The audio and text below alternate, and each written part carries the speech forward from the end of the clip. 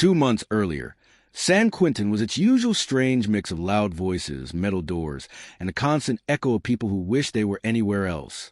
The prison sat on the edge of the cold San Francisco Bay, where fog wrapped around the walls like a ghostly blanket. Officer Raymond Carter had worked here for years.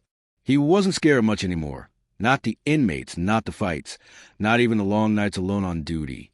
But lately, something about San Quentin felt different, strange. It started with the noises. At first, Carter thought it was just rats or old pipes. But soon, other guards said they heard things too. Doors opening by themselves, footsteps in abandoned parts of the prison, and whispers late at night. One guard even quit. Another refused to work night shifts. San Quentin was already known for its dark past, riots, famous criminals, executions. But this felt worse, older, like something had been hiding behind the walls for years.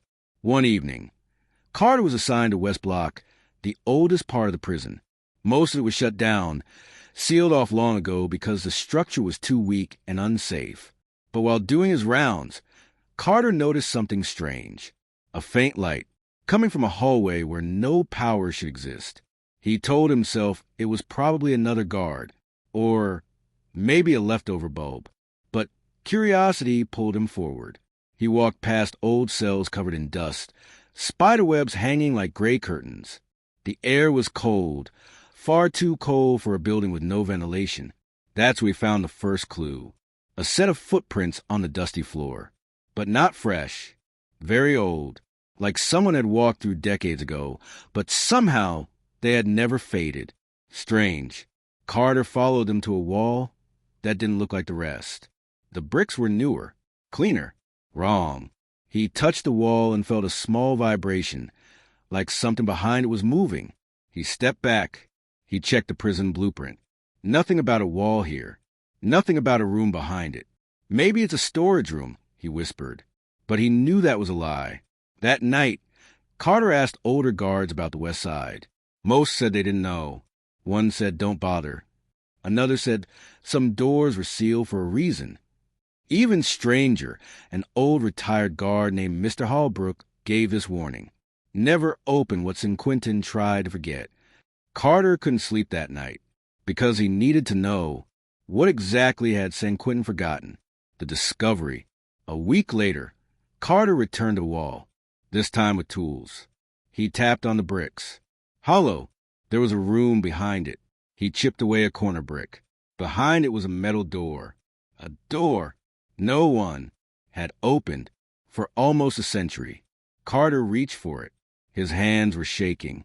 It opened. Inside was a room he wasn't supposed to see, with a circle of wooden chairs, the chains, and the yellowed paper scattered everywhere. He picked up the top paper. The words were faded but readable.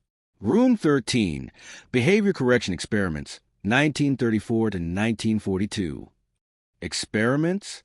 On prisoners? He flipped to the next page. Names of inmates, dates, and something that chilled him. Subject will be left in isolated darkness to test mental deterioration. He dropped the page in horror. That's when he heard it. A voice, soft, broken, coming from the far corner. Carter froze. "Who's there?" he whispered. A faint figure moved, slowly, like someone who hadn't walked in a very long time.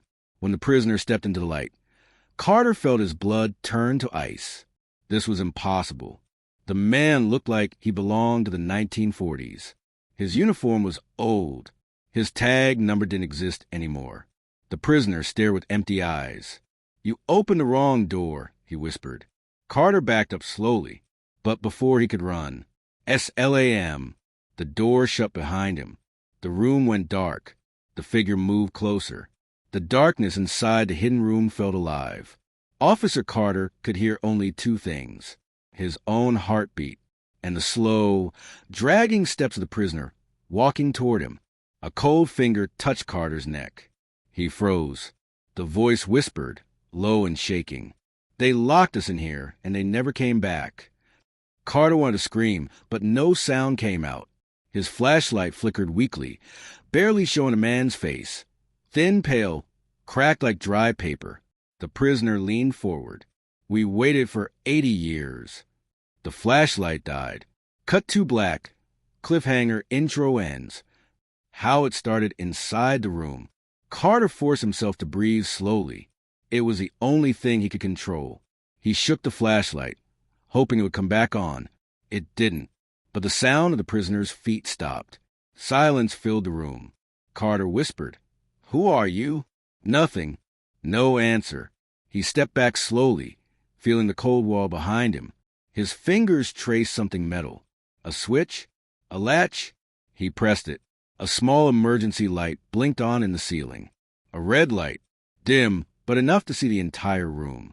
What he saw made his chest tighten. There were 6 chairs, not one, each with old, rusted chains, each with old names carved into the wood. He looked at the last chair. The name carved there was Prisoner 4012, Nathaniel Hargrove. He looked up. The man standing 10 feet away wore a uniform with the same number, 4012. Carter's throat went dry. Nathaniel Hargrove, he whispered. The prisoner didn't blink, didn't breathe, didn't move. He simply said, "Do you know what they did to us?" Carter shook his head. Hargrove pointed to the yellow papers on the floor. Carter picked one up. Phase 4, isolation until mental collapse. He kept reading. Do not unlock room 13.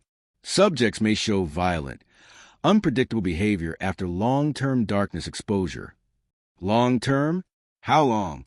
Carter looked up again, but Nathaniel Hargrove wasn't where he was before. He was now standing only 1 foot away. Carter stumbled back. How did you get here so fast? Hargrove tilted his head. I never left. The calm before the next fire. Carter tried to stay calm. He had to think like a trained officer. He looked around the room again, now using the dim red light. Rusted chains. Old paperwork. A broken clock stuck at 3:14. A camera in the corner. A microphone wired to a wall panel. A metal vent halfway open. There were ways out. He just had to find the right one.